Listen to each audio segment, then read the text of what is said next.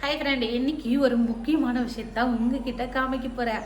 அது என்னன்னு தெரிஞ்சுக்கிறதுக்கு முன்னாடி மறக்காமல் நம்மளோட சேனலை யாராவது சப்ஸ்கிரைப் பண்ணாது இருந்தீங்கன்னா சப்ஸ்கிரைப் பண்ணி வச்சுக்கோங்க. பெல் ஐக்கனையும் கிளிக் பண்ணி வச்சுக்கோங்க. ஓகேங்களா? அப்போ தான் நான் போடுற வீடியோ உங்களுக்கு நோட்டிஃபிகேஷனாகவும் வரும். தொடர்ந்து லைவாக இருக்கட்டும், மெம்பர்ஷிப் லைவாக இருக்கட்டும், வீடியோ ஷார்ட்ஸ் எல்லாமே உங்களுக்கு அப்டேட் ஆகும். வாங்க வீடியோக்குள்ளே போகலாமா? நம்ம வீட்டில் வந்து கேமரா ஃபிக்ஸ் பண்ணியிருக்கோம். இங்கே ஒரு கேமரா, அப்புறம் அங்கே அந்த சைடில் ஒரு கேமரா. அது மட்டும் இல்லை, உள்ள ஹாலில் ஒரு கேமரா இருக்குது. ஹாலில் வந்து அங்கேருந்து இப்படி பார்த்த மாதிரி, இங்கேருந்து இப்படி பார்த்த மாதிரியும் ஒரு கேமரா. மொத்தம் 4 கேமரா நம்ம ஃபிட் பண்ணியிருக்கோம். இது எதுக்காக அப்படின்னு கேட்டிங்கன்னா, ஒரு சில பேர் கேட்கலாம், என்ன பயத்தில் ஃபிட் பண்ணுறீங்களா அப்படின்னா, உண்மையை சொல்லட்டுங்களா, எந்த தேவடியா பசங்களுக்காகவும், எந்த புறம்போக்குங்களுக்காகவும், எந்த எச்சக்கலைக்காகவும் நாங்கள் பயப்படுறது கிடையாது. ஏன்னா நம்ம ஏதாவது தப்பு பண்ணிட்டு யார்ட்டையாவது சண்டைக்கு வந்தைக்கு அப்படிலாம் இருந்தால் தானே. கமெண்ட் பண்ணுற கண்ணுக்கு தெரியாத பண்ணிட்டு போவான், பேசுகிறவன் நமக்கு கண்ணுக்கு தெரியாதான் பேசுவான். ஏன் அவனும் நம்ம முன்னாடி வந்து பேச போகிறதில்ல தில்லு திகிரியமாக. பண்ணிங்க தான் கூட்டமாக வரும். சிங்கம் என்னைக்கும் சிங்களாகவே நான் ஒரு பொம்பளை பிள்ளைக்கு பொம்பளை பிள்ளை, ஆம்பளை பிள்ளைக்கு ஆம்பளை பிள்ளைன்னா. அதனால் வந்து எவ்வளோ பெரிய கூட்டம் வந்தாலும் யார் வந்தாலும் எப்போதுமே தைரியமாக தில்லாக வந்து டோரை ஓப்பன் பண்ணி பேசுகிற ஆள் நான். சரிங்களா?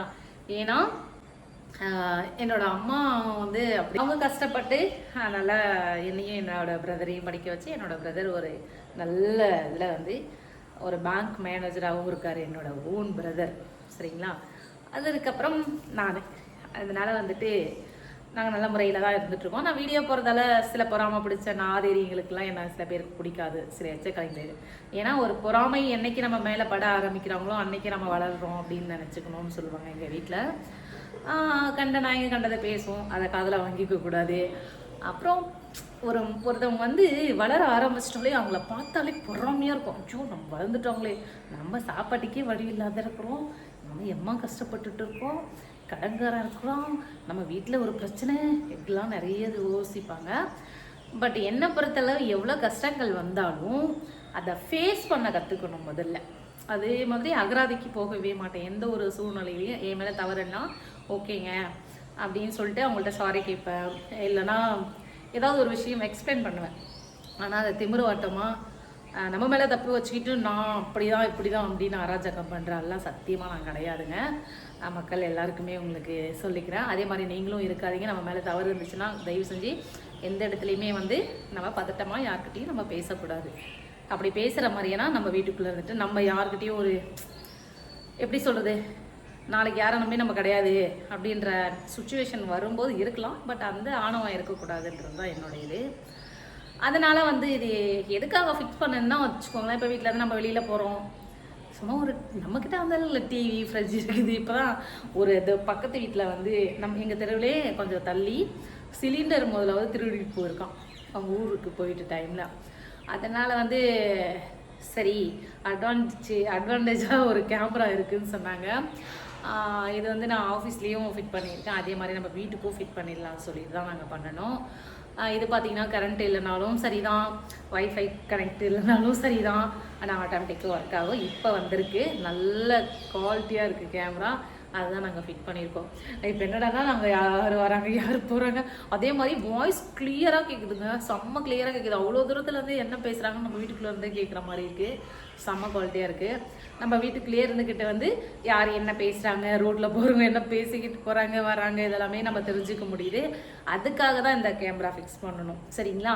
அதனால் வந்து இதையும் தாண்டி அப்புறம் ஒரு சில விஷயம் நம்ம வீடியோவுக்கு சப்போர்ட் ஆகும், அதில் வந்து ரெக்கார்ட் பண்ணி எடுத்து அப்டேட் பண்ணிக்கலாம் அப்படின்ற மாதிரி தான் நாங்கள் ஃபிக்ஸ் பண்ணியிருக்கோம்.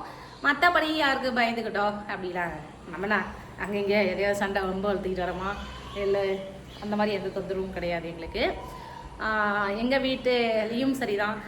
என்னோடய வீட்டில் எப்படின்னா தண்ணி அடிக்கிற டைப்போ இல்லை அடுத்தவங்க கிட்ட சண்டை போடுற டைப்போ அந்த மாதிரில. ஏன்னா அவங்கள பெற்றவங்கள தான் கையெடுத்து கும்பிடணும், அப்படி ஒரு நல்ல பள்ளியாக பெற்று வளர்த்து ஆளாக்கியிருக்காங்க.